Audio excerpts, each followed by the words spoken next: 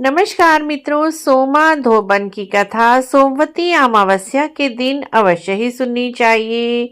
जो अमावस्या सोमवार को पड़ती है उसे सोमवती अमावस्या कहा जाता है। सोमवती अमावस्या पर सुहागन महिलाएं अपनी सुहाग की लंबी आयु के लिए, उनकी तरक्की के लिए व्रत करती हैं। सोमवती अमावस्या की व्रत कथा सुनती हैं। साल की आखिरी सोमवती अमावस्या है। इस दिन आप भी व्रत करें या ना करें, लेकिन सोमवती अमावस्या की कथा अवश्य ही सुने। सोमवती अमावस्या का दिन भगवान शिव को समर्पित है। इस दिन जो भी व्यक्ति व्रत करते हैं, पितरों का तर्पण करते हैं, उनकी सभी मनोकामना पूरी होती है। सोमवती अमावस्या के दिन स्नान दान का भी अत्यंत महत्व है।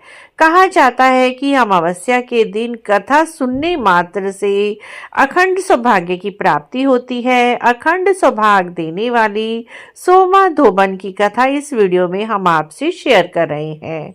सोमवती अमावस्या की कथा इस प्रकार है। कथा के अनुसार एक गरीब ब्राह्मण परिवार था। परिवार में पति पत्नी और उनकी एक बेटी थी। आयु के अनुसार पुत्री धीरे धीरे बड़ी होने लगी। बढ़ती उम्र के साथ उसमें स्त्रियों के सभी गुणों का विकास हो गया। वह लड़की बहुत ही सुंदर, सुशील और गुणवान थी, लेकिन गरीब होने के कारण उसका विवाह नहीं हो पा रहा था। एक दिन उस ब्राह्मण के घर एक साधु महाराज पधारे। कन्या ने उनकी बहुत सेवा की, बहुत ही उनका आदर सत्कार किया। साधु महाराज उसके आदर सत्कार से बहुत प्रसन्न हुए। उन्होंने कन्या को लंबी आयु का आशीर्वाद दिया। कहा कि इस कन्या की हथेली में विवाह का योग है ही नहीं। इस बात से साधु परिवार के जाने के बाद बहुत ही चिंतित हो गया और उन्होंने साधु जी के चरणों में गिरने के बाद कहा कि महाराज, आप ऐसा ना कहें, हम बहुत ही चिंतित हैं। हमारी एक ही लड़की है, यदि इसका विवाह नहीं होगा तो हम लोग क्या करेंगे? कोई ऐसा उपाय बताएं जिससे हमारी कन्या का विवाह हो जाए और इसके हाथ में विवाह का योग बन जाए। साधु ने कुछ देर विचार किया और ध्यान मुद्रा में चले गए। ध्यान खुलने पर उन्होंने बताया कि गांव में कुछ दूरी पर ही सोना नाम की एक धोबन रहती है। वह महिला अपने बेटे बहुओं के साथ रहती है, बहुत ही संस्कारों से संपन्न है। वह बड़ी ही पतिव्रता है और पतिपरायण और निष्ठावान है। यदि ये कन्या उसकी सेवा करे और वह उसे सुहाग का आशीर्वाद दे तो इसका विवाह अवश्य ही होगा और इससे अखंड सौभाग्य की प्राप्ति होगी। साधु के कहे अनुसार उसके पिता उस कन्या को उस महिला के घर ले जाते हैं और कहते हैं कि तुम सुबह सवेरे ही यहाँ जाकर इनकी सेवा किया करो। उस ब्राह्मणी पुत्री ने धोबन की सेवा करने की बात सुनी तो अपना मन उसकी सेवा में ही लगा लिया और अगले दिन वह कन्या प्रातःकाल ही उठकर सोना धोबन के घर गई। वहां साफ सफाई की, घर के सारे काम कर दिए और वापस घर लौट आई।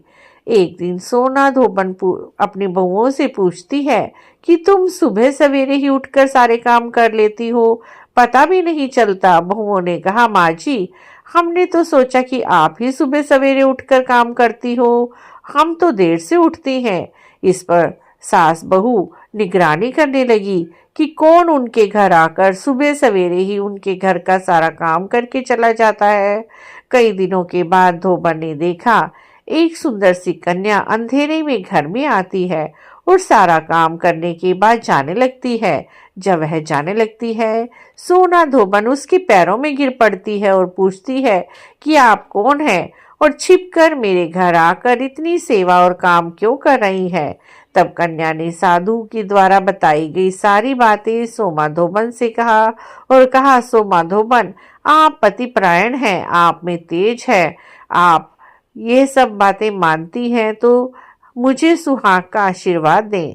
सोना धोबन के पति थोड़े अस्वस्थ थे। उसने अपनी बहुओं से कहा कि जब तक मैं लौट कर ना आऊं तो अपने ससुर का ध्यान रखना और इन्हें कुछ भी होने मत देना। सोमा धोबन ने साधु के कहे अनुसार अपनी मांग का सिंदूर उस कन्या की मांग में लगा दिया। मांग में सिंदूर लगाते ही सोमा धोबन के पति की मृत्यु हो गई। जब उसे इस बात का पता चला तो वो घर से निर्जला ही चली गई। रास्ते में पीपल का पेड़ मिला, उसे भवरी देकर उसकी परिक्रमा करके ही जल ग्रहण करेगी, ऐसा उसने सोचा। उस दिन सोमवती अमावस्या थी। ब्राह्मणी के घर मिले हुए पकवान और पुओं की जगह पर उसने ईंट के टुकड़ों से 108 भंवरी दी, परिक्रमा की, उसके बाद जल ग्रहण किया। 108 पीपल की परिक्रमा करने मात्र से उसके पति के प्राण वापस लौट आए और उसका पति जीवित हो गया। जो भी सुहागन महिला इस दिन यानी सोमवती अमावस्या को पीपल के वृक्ष की पूजा करती हैं, पीपल के वृक्ष की 108 परिक्रमा भवरी देती हैं और साथ ही सोमवती अमावस्या की कथा सुनती हैं, उन्हें अखंड सौभाग्य का आशीर्वाद मिलता है। भगवान भोलेनाथ माता पार्वती की विशेष कृपा होती है। तो मित्रों, सोमवती अमावस्या पर इस कथा को अवश्य ही सुनना चाहिए, पढ़ना चाहिए, हुंकारा देना चाहिए। ऐसा करने मात्र से स्त्रियों को अखंड सौभाग्य का आशीर्वाद मिलता है, उनके पति की लंबी आयु होती है, उनकी तरक्की होती है। आपको भी सोमवती अमावस्या की सोमा धोबन वाली यह कथा कैसी लगी? अच्छी लगी है तो आप इसी तरह की और जानकारी के लिए हमारे चैनल को जरूर सब्सक्राइब करें, लाइक करें, वीडियो को शेयर भी करें। कमेंट बॉक्स में जय सोमा धोबन अवश्य लिखें। वीडियो देखने के लिए आपका बहुत बहुत धन्यवाद।